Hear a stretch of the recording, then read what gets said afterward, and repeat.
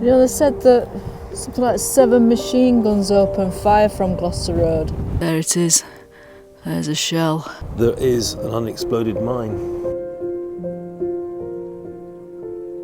I'm going to pick an unknown soldier.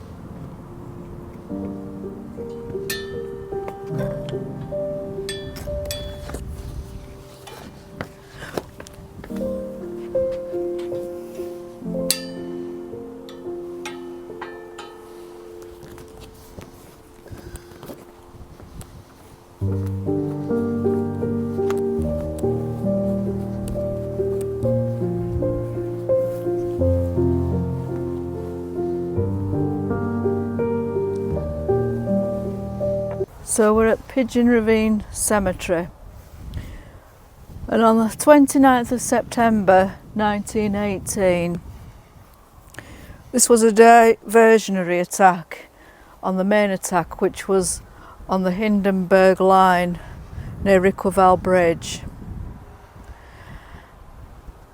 So it's approximately in that direction. So let's go back to the 29th of September, 5:30 a.m.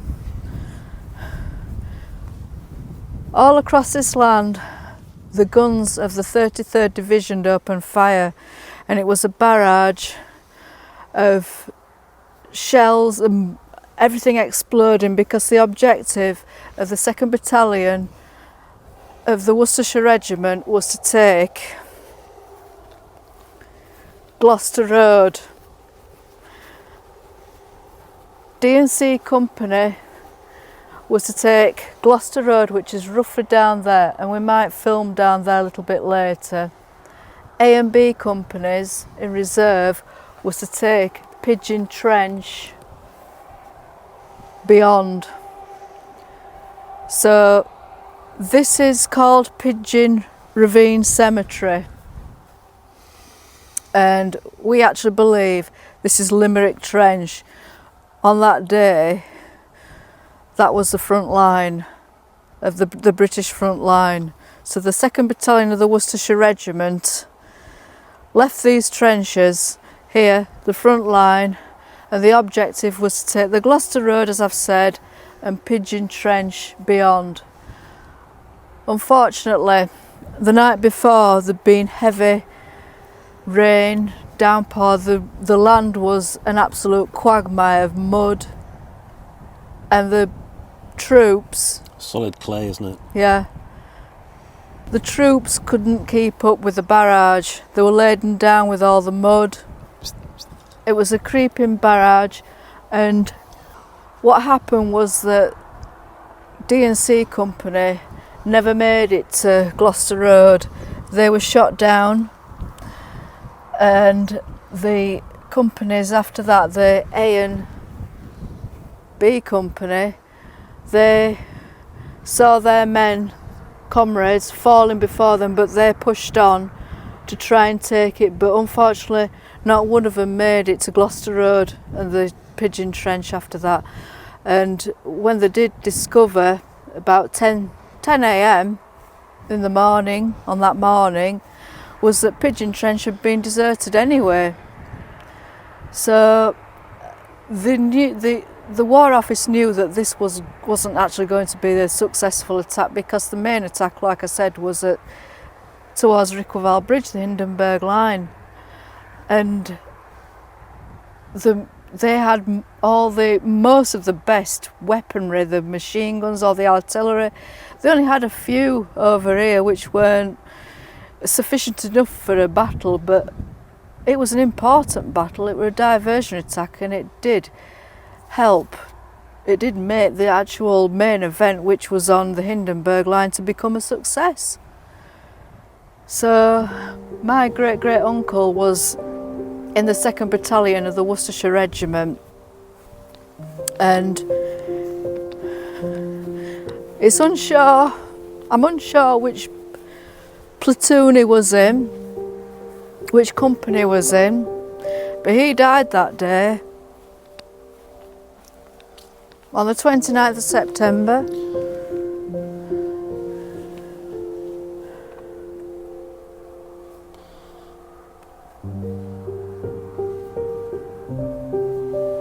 And he died that day on the 29th of September.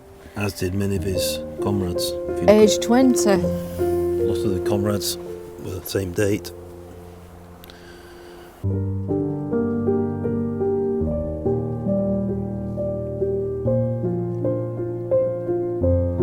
Great uncle Dick Thompson, Private 41091. Rest in peace. And we were here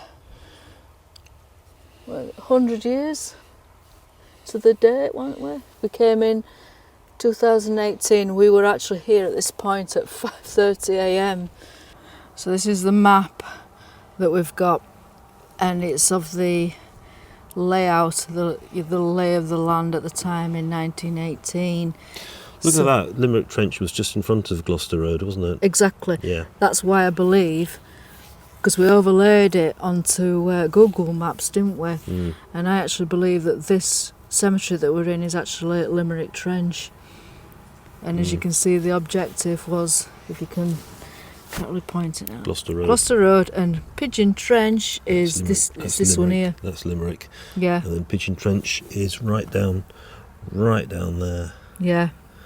And they didn't even make it as far as there. No.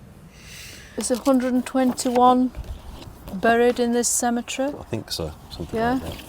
And I think 88 died on that day, Yeah. on the 29th. And if you look at the headstones, most of them are on the 29th, vast majority. As that cemetery up the top, Yeah. these 4 cemeteries, the men all suffered the same fate. And it was all about Breaking through the Hindenburg Well, it was all Line. about diverting forces, armour and men from the main attack. Do you know what? Mm-hmm. You look out there and you can see Gloucester Road, and you think to yourself, Hardly any distance, is it? no, this is the front line. This is literally the front line. You know, they said that something like 7 machine guns opened fire from Gloucester Road. Yeah. And apparently that's quite busy motorway. Is it the A1? I'm not sure. Somewhere just Sure there, it is. somewhere just here, there is an unexploded mine Yeah, there is. that people thunder over without knowing, sometimes every day of their lives. And it could go off. It could go off because it'd be several £1,000s of TNT. Right. I'm going to pick an unknown soldier.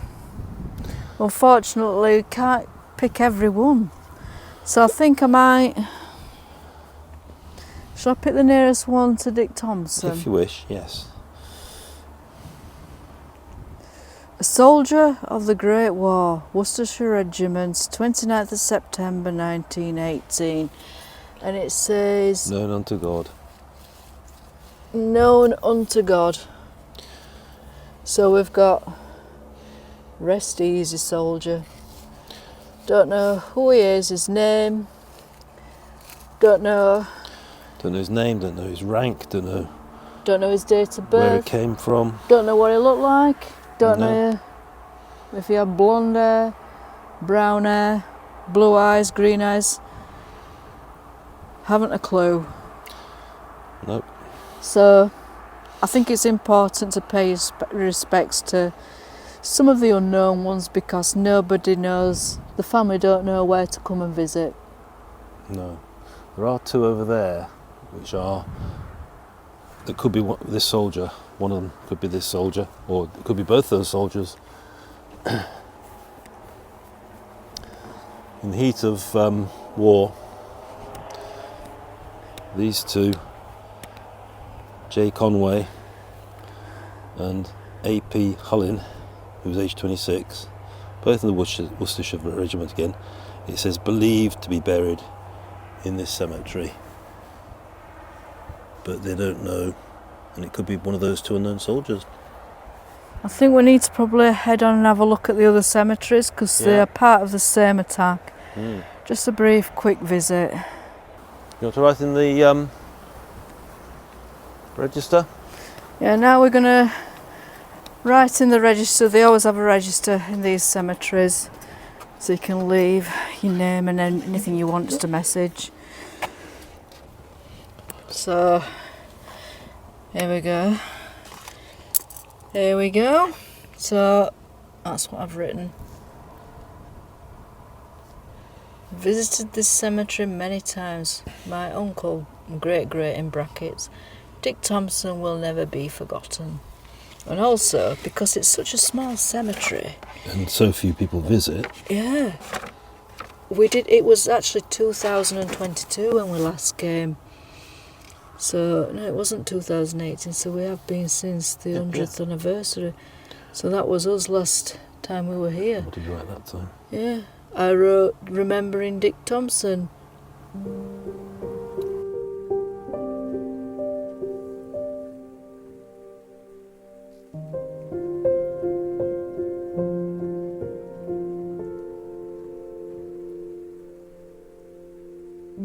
Well,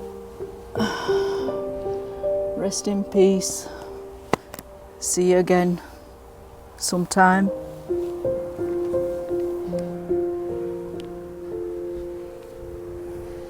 Come on then, let's head on. Yeah, let's go. So this is Villas Hill British Cemetery. We've just come to the top here.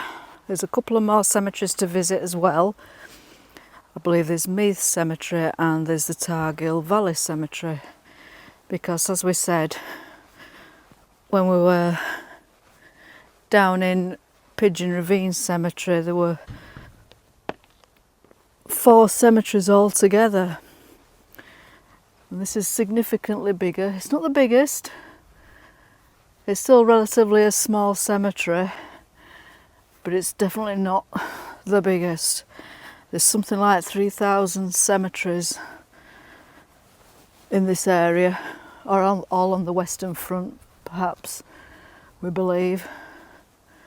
We're not entirely sure about that, but I don't think I can see. No, I can't. Can't see Pigeon Ravine from here. I think it must be from a different one, which we'll go to. But yeah, and if we have a look at these on here, there's some on the 27th of September 1918.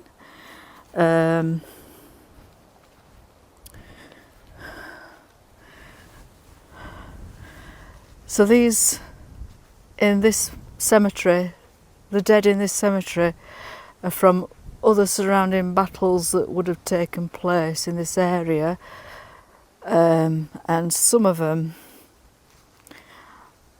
actually are from the same offensive. But I think there's some more significant ones in the other cemeteries that are on the same date, the 29th of September 1918. So I have another little look up here, and I can remember from previous visits, I think there's about 2 or 3 German ones. Ah, here we go. German ones there.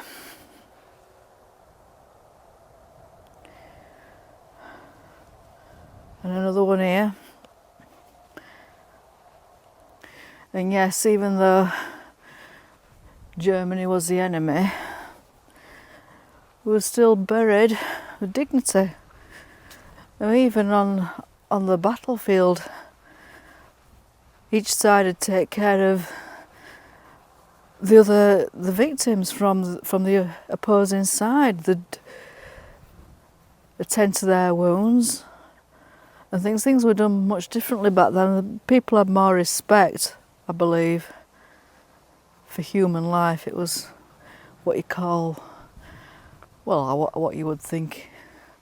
You think it would be called etiquette of war, if there's such a thing. I had a brief look round here. I have no relatives that I know of buried in this cemetery, and James hasn't either. So we'll head on back to the car because James is making something to eat now. I found another one here. Here we go. 29th of September 1918. Another one here. 29th of September 1918. Beautiful flowers as well. So it will have been part of the same offensive where we were at Pigeon Ravine. All to do with the diversionary attack. Another one. 29th of September 1918. Another one next door. Same date, age 33. Still young, but the majority of these are 18-year-olds, 19-year-olds, 20-year-olds. Still young, very young, brave. We need to pay our respects, show our gratitude. Well, they gave up their lives for our future. Well, this is quite exciting. This is quite exciting. He's just cooking food, and I've just come up here to have a little look round at this cemetery that I've just visited. And somewhere around here is a shell, and I don't think, I'll just zoom in. I don't know if you can see it. There it is. There's a shell. And I don't feel like I want to pick that up because you have to be really, really careful. It could be live. Now, farmers do... Things do happen in these fields where there's explosions. But there it is. I'll try and get a bit nearer. I don't want to kind of bounce around the field. Boom! Don't do stuff like that, James. Can you see it? Yeah, there. I can see it. I am not picking it up. I'd love to do, but you just don't know. We've got some at home that we know are safe. You just don't know, do you? Eh? You just don't know whether they're safe or not to pick up. Hang on, I'll make sure, hang on. Don't stop it! No, I don't think it's a good idea. But there you go. What happens is, usually when the farmer finds them, he'll put them at the side of the road with some tape round for bomb squad or whatever, I don't know, whatever it is, to come and collect. But there you go. Now that would be perfect for somebody who wants to come finding stuff. I'd love to pick it up and take it home, but you've got to be careful. You've got to be really careful. There's all sorts in that field. Shrapnel. Now, we found shrapnel loads of times before. Got a huge collection of it at home. But there could be bullet casings, other shells, unexploded ones, exploded ones, all sorts. I mean, souvenirs are souvenirs, and we've chosen to buy ours. Well, most of ours. We have found shrapnel, that's about it. But no, I don't think I want to pick that up. Anyway, one last look at it. There you go.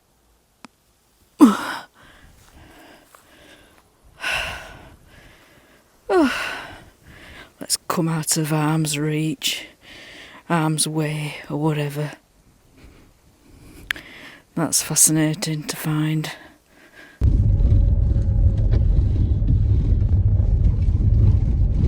So this one that we've arrived at. So they're more or less in a, well, zigzaggy, because obviously the trenches weren't in a straight line. They zigzagged to prevent too much shell damage. You know, if a shell went off in a trench and it was straight, all the men along that trench would be killed. So they turned lots of corners. So in actual fact, the thousands of miles of trenches is actually probably 3 or 4 times as long because of that. And so zigzagging from Pigeon to Meath to this one is. This one. Oh, what's this one called now? Meath is up there, isn't it?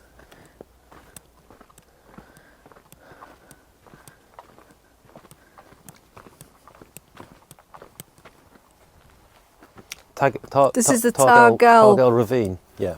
Targelle Valley. This was the front. This was the front. This line from there to there, here obviously, and then beyond that, Pigeon Ravine. This was the front, which was the entire diversionary attack. So we'd like to see more, many more men who made the final sacrifice on the 29th of September 1918. Yep. So here we go. So this is we're walking into the Targelle Ravine British Cemetery, and you'll probably 29th of September, 29th of September, 29th of September, 29th of September, a Scottish soldier of the Great War, 29th of September, 29th of September, 29th of September, 29th of September. Just no need to go on. They're all 29th of September, all, pretty well all. Definitely part of the same attack. Yeah, the whole front. These 4 cemeteries represent the full diversionary attack, which was quite a long front. They're all 29th of September. All. Again. Well, yeah. A very small, intimate cemetery. It is. It's beautiful. On the grand scheme of how, you know, these cemeteries are, this is very, very small.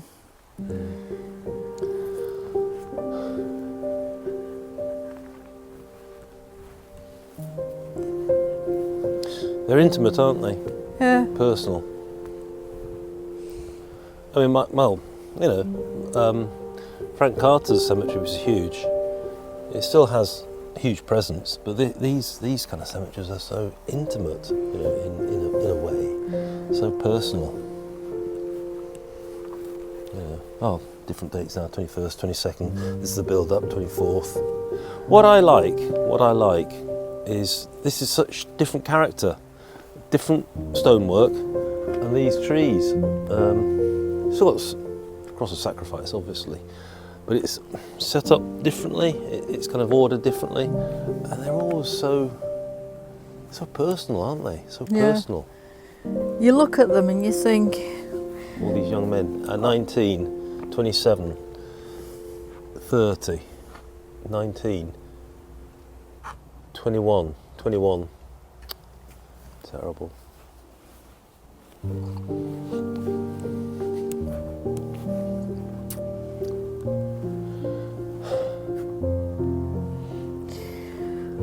well,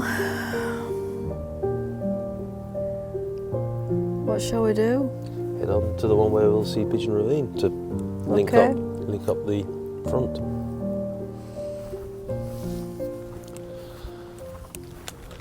It's only warmed up, isn't it? It's turned out really nice now. I think it's along that way, but I'm not sure. I think it's up that road, yeah. Yeah, I think so. You've got to think as well